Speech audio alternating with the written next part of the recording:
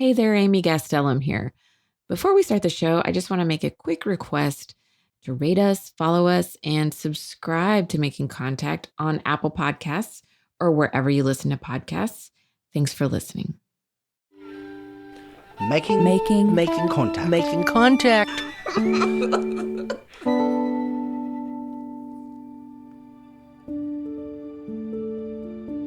You're listening to Making Contact. I'm Lucy Kang. On this week's show, we'll continue with the podcast miniseries Crosswinds from the University of Virginia's Repair Lab.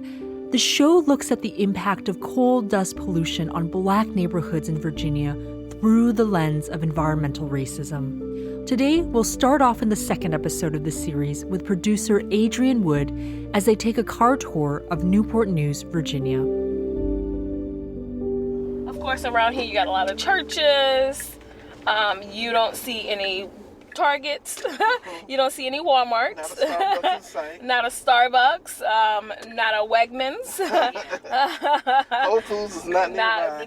Nowhere near. We're in the car with Lathaniel and his wife, Marquita. Oh, they're going to coal dust right there. Look at all the trains. Look how fast it is. And there go the piles. How much it is. Look how tall that pile is. Videoed this.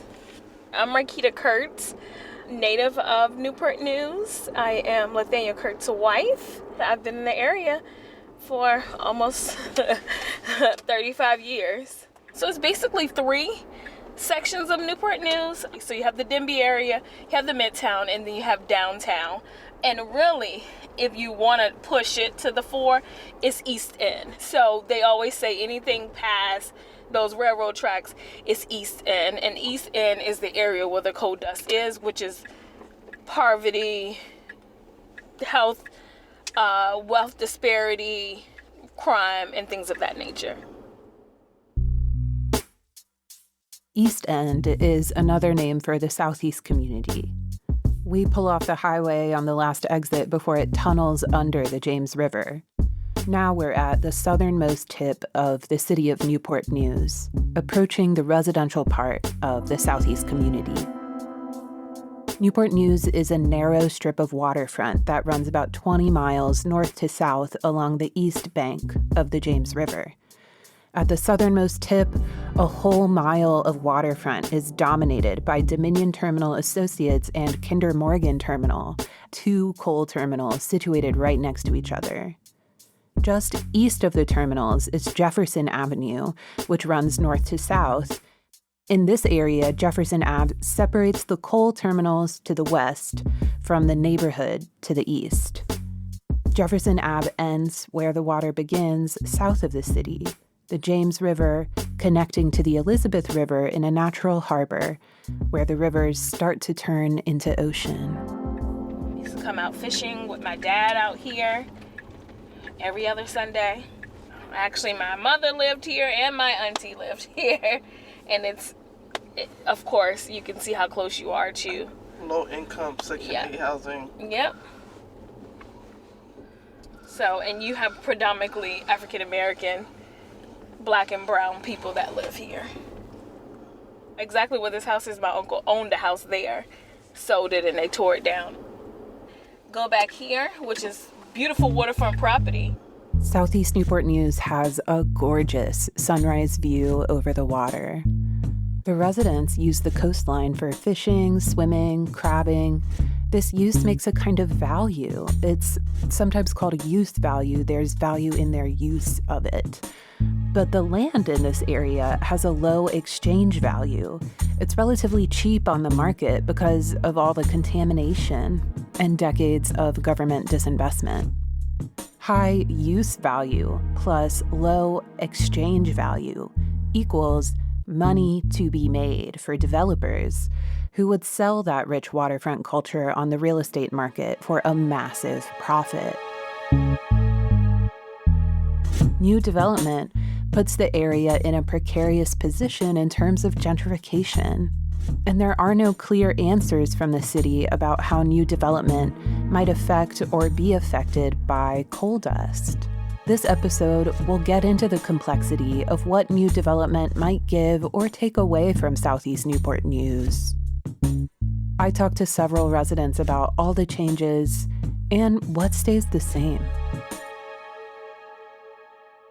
We're sea people, you know? We fish, we crab.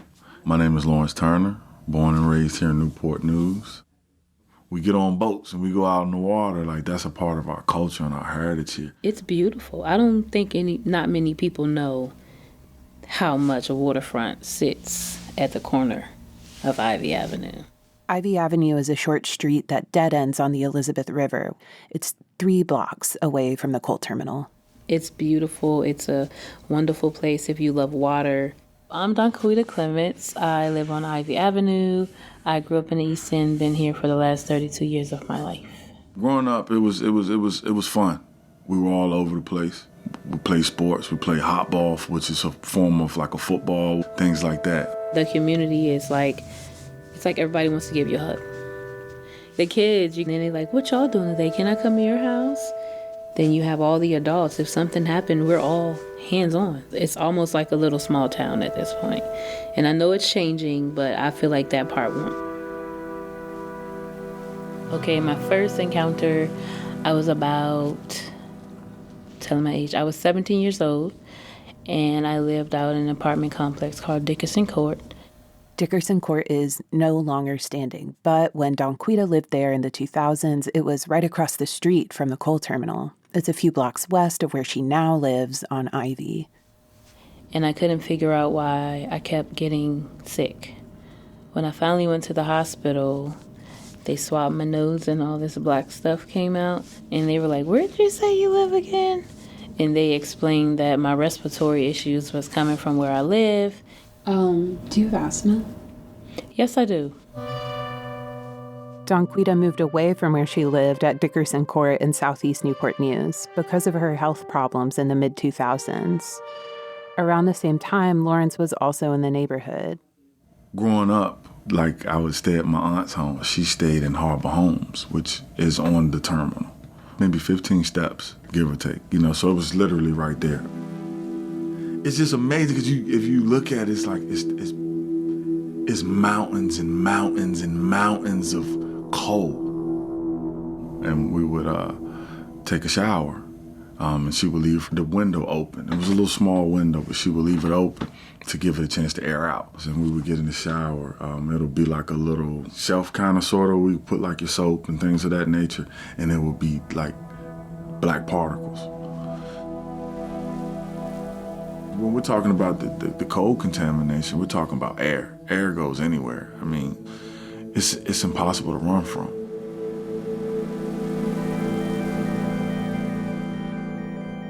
Lawrence and Donquitta were both able to move away from Newport News as they became young adults.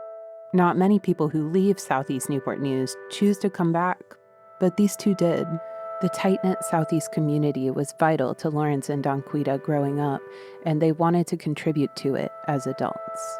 I was a school counselor for 6 years, 5 at Woodside High School here in Newport News, in northern Newport News.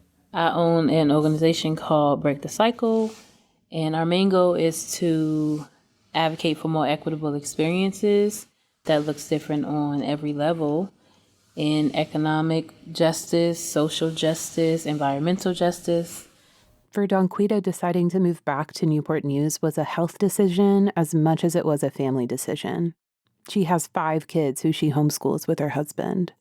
We didn't come back because we wanted the coal dust, of course. We came back because we wanted to help, and we feel like if we come and try to be of some help and grow some plants and ask about community gardens and rally the kids to do positive things, that this can be an area that finally gets some light shed on it versus the negativity that's always talked about it. We've lived there, we've grown up there, and now we plan to grow our own family there. But Donquitta's children are dealing with the same health problems she had. The doctors told her it was from the coal dust. The 2 toddlers always have a cough. It's like they're stuffy every day. And the doctor was like, I hate to tell you, but that it's your neighborhood. They're not stuffy all the time for no reason. They don't have allergies. The headaches, it's coming from the coal dust. There are risks that go along with coming home for Donquitta. Coal dust is one of them, from being so close to the coal terminal, right there just blocks away from her beautiful waterfront community. After Lawrence moved away, Newport News stayed on his mind. He traveled all over the country playing on his college football team. And afterwards, when he moved back home, it's like he saw his city for the first time. So in the USA, you can go anywhere in the USA and you can go to a waterfront, and what you're going to get? You're going to get a lot of wealth. Miami, New York City, D.C., Newport News. You're going to get poverty. You got industry that's right there with billions, trillions of dollars, and you're going to get poverty. It's no place like home. Newport News has the potential to be just as, influential as a New York City. I just think, if they would have never put it right there, I just see like a different trajectory, maybe, sort of. What would a Southeast community without the coal terminal even be like? It's hard to imagine.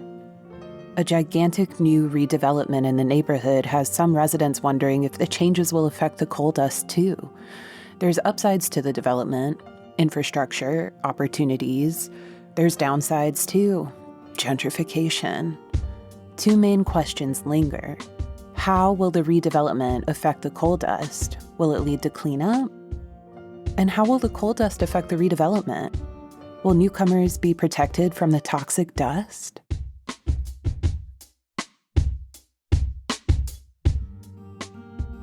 The place where Lawrence and Donquitta used to live, Harbor Homes in Dickerson Court, was public housing that no longer exists. There's no question for residents that it had become uninhabitable by the time it got demolished. But the exact reason why varies depending on who you ask. I called the city to see if they could confirm. Well, it was old. This is Sheila McAllister, Director of Planning for City of Newport News. It was old. It was, it could not be rebuilt. And because of the proximity to, I'm not going to say proximity to the coal yard, but people did not like being that close to the coal yard, and we didn't like people being that close to the coal yard. And you have the interstate, and you get a lot of particles and things coming off the interstate, and then you have the industrial across the interstate. That would be the coal terminal. It is next to a gargantuan shipbuilding facility that also potentially releases toxins into the air. City officials will often deflect complaints about the coal dust by pointing out how close the shipyard is, or they'll point to pollution from the interstate, which belts the neighborhood. Those factors all contribute to pollution, but because of the lack of close monitoring, there's also uncertainty around who's to blame. I'm just jumping in to remind you that you're listening to Making Contact. If you like today's show and want more information, or if you'd like to leave us a comment, visit us at our new website, focmedia.org. There you can access today's show and all of our prior episodes. And now, back to the show.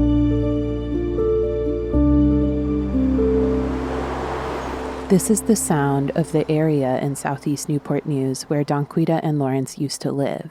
If you stand facing west, it's just a big field now. You can see across the grass to the coal terminal, dozens of 10-story piles of coal.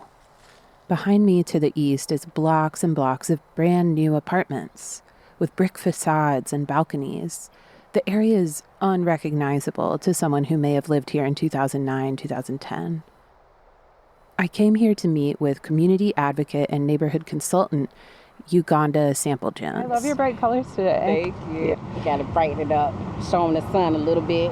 Yeah, it's summer, right? Yugonda greeted me with a big hug and a disarming smile. I was surprised by this because we had only met once before, 6 months prior, but that's just Yugonda. She makes you feel like family. She wears bold, technicolor prints and has tattoos that say things like, "Just breathe." In the time we were standing there on the corner talking, 4 or 5 people honked their horns or waved at her as they drove past or said hi from across the street. Hey, how you doing? So he has a nonprofit. We used to walk the streets. In addition to running a community garden and doing grassroots organizing, Yugonda serves on several municipal committees and boards. Okay, so this is Jefferson Avenue between 16th and 12th Street right here. Yugonda walked with me down the narrow strip of redevelopment that runs 10 blocks south to north on the other side of Jefferson Avenue from where Harbor Homes and Dickerson Court were. All of this is still within sight of the coal terminal. We have the school that's going there. It's going to be a park in the middle. We're going to have the apartments here. It's going to be like a community center underneath. On the other side is going to be houses. There's going to be another park down here. It's a lot of projects going on. This is all part of a sprawling redevelopment of the Southeast community funded through Federal Housing and Urban Development. The $30 million project is called the Choice Neighborhoods Initiative, the CNI. This is the meat of the Choice Neighborhood Initiative right here. If we were to walk down... Uganda's nonprofit, Empower All, connects government organizations and nonprofits to the Southeast community. This kind of bridge is really needed in big redevelopment projects like the CNI, where Yugonda worked as a community liaison. On another day, Yugonda took me on a driving tour of the whole CNI area. We drove past where Harbor Homes and Dickerson Court used to be, the area that's now downzoned to industrial. On the other side of the street... And these are the new apartments, the townhouses that we're building. And it's a lot of development happening. But I'm just so worried, like, if this land was, like, unbuildable, you can't build residents, like housing on that land because of the toxic ground. Like, it's right across the street. And the only thing that's really separating it is a man-made street. So it's the same land. Isn't this land toxic as well? Or is it less toxic because it's a little bit further away? This is a question that's come up more than once with all the redevelopment that's going on in the Southeast community. If that land on the other side of the street is contaminated, whether from coal dust or combined pollution, what will be done to protect the people who still live here on this side of Jefferson Ave and the new people who are moving in? This is King Lincoln Park, but the culture people in our community call it Pickett's Beach. And that's because Mr. William Pickett bought this land for us back in segregation time because there wasn't anywhere on the waterfront where people could be. They classify it as a wild beach, so it's not cleaned. This is a place where Yugonda got to enjoy the waterfront in the Southeast community. I used to come out here when I was a kid. My mom used to bring us out here. And I remember it was like none of that rubbish and stuff. It was a beautiful waterfront. It was a lot of black families that were out here. We used to sit out here and like eat crabs and stuff. So when I returned back, I was like, what in the world happened to our beach? While Pickett's Beach is now kind of overgrown with bushes and brush, hundreds of feet away, a state-of-the-art seafood market is being planned as part of the CNI. That seafood market it's going to be amazing. It's going to be overlooking the water. We have franchise opportunities on the inside. It's a rooftop entertainment, a lounging area outside. It's going to be beautiful. The new seafood market has monetary value on the market, so the city sees it as worth investing in. And it's a huge investment. I love our city for investing and seeing the value in the East End, but it's like, okay, who are you really doing this for? Empower the people through the process. Like, I have faith that this stuff is going to be cleaned up. She's talking about the coal dust as well as all the other environmental hazards from the interstate and the shipyard. Once, demographics change and stuff like that. But it's like, why do we have to wait for things to change? Why do we have to suffer now for it? Who do you think is going to clean it up? Oh, the city.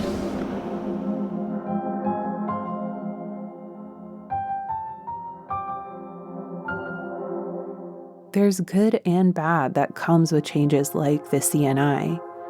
The seafood market is just one example of how use turns to exchange value and culture gets commodified through gentrification.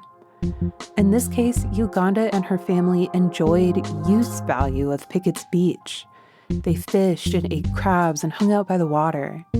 Now, that is being converted to exchange value, where newcomers to the area can buy that experience or a version of it at the seafood market. That transformation of value is part of how gentrification works. And gentrification is part of what the CNI is bringing to the Southeast community. On my walk with Yugonda through the neighborhood, we headed north, away from Pickett's Beach, with new apartments to our right and the contaminated, empty field to the left. Beyond that, the towering coal terminal. Just north of the new CNI apartments are some older homes. They have porches and pointy roofs and very committed gardens. People in these homes deal with the coal dust too, but on this side of Jefferson Avenue, they weren't demolished or downzoned. They're still there. Oh, there's Miss Millie. We can go talk to Miss Millie. She's on her porch. Oh, great. Hey, Miss Millie. How you doing? Taking a walk? Yeah, we're actually doing some recording and talking about the coal dust. And what? Oh, it's terrible. Wait, you want to talk to Adrian about it? I can tell her about it. But I can tell you, it's terrible down here. Okay. My tables are full of coal dust in my car. My name is Millie. Hi, Miss Millie. It's Raymond.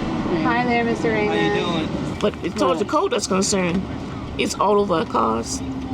All over. Every morning I come out here, I clean it up. Not every morning, but most mornings I clean the tables off. Come back the next day, they black all over the flower pots and on your porch, and then the windowsills gets awful.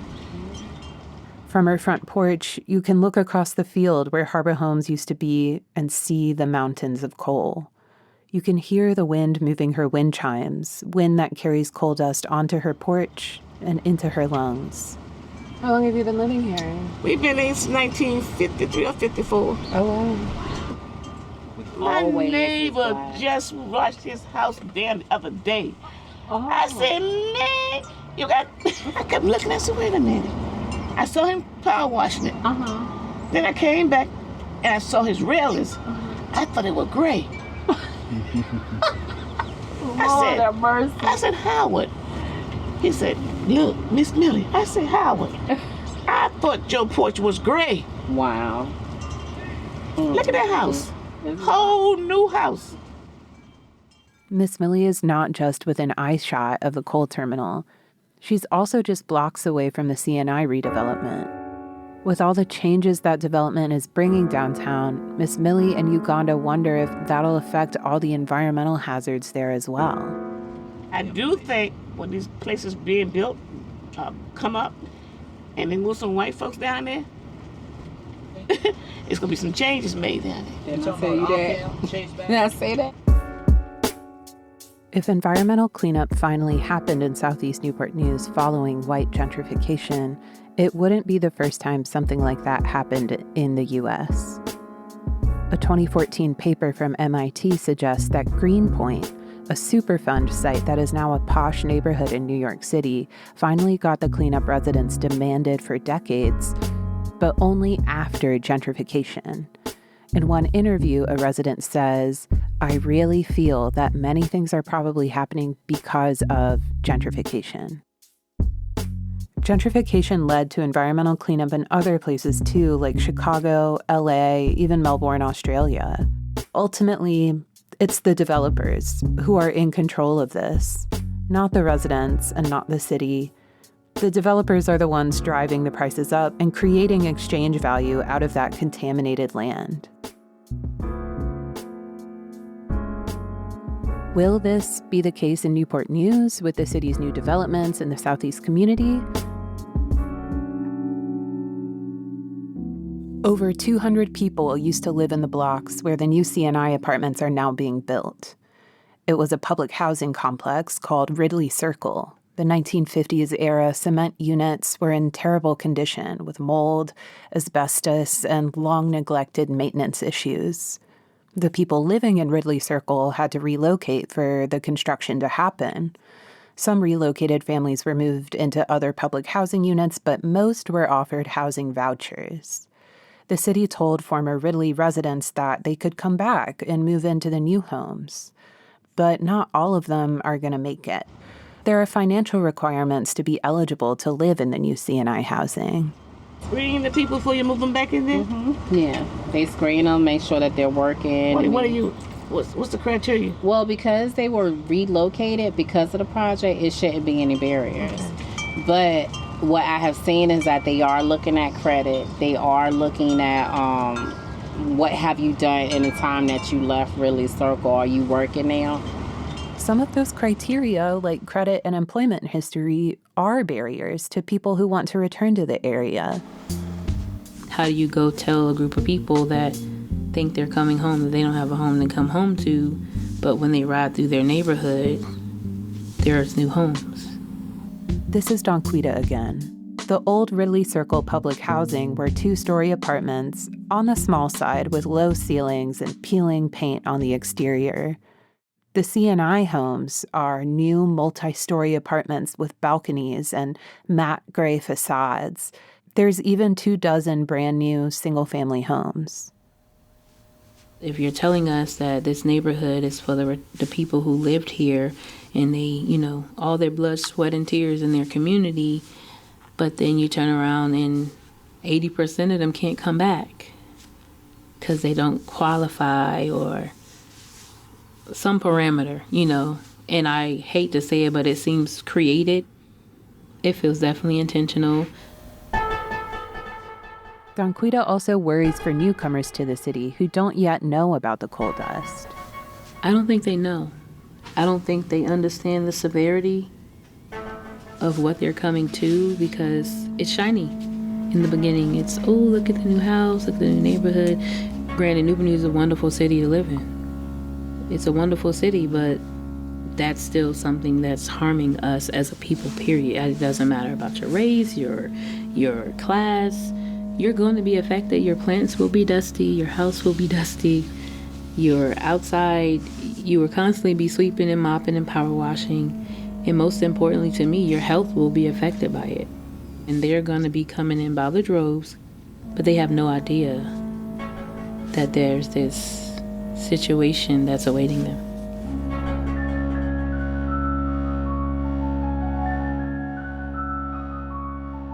The new construction is less than a mile away from the coal terminal. So not only are longtime residents being pushed out with rising housing prices and new development, newcomers to the freshly constructed apartments are oblivious. What remains to be seen is if all this new energy and new money in the city will be what's needed to spur municipal action on environmental threats like coal dust.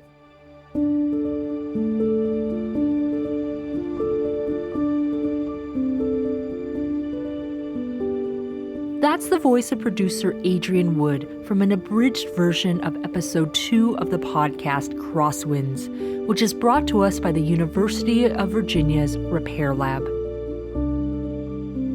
And that does it for today's show. To learn more, head over to our website at vocmedia.org. I'm Lucy Kang. Thanks for listening to Making Contact.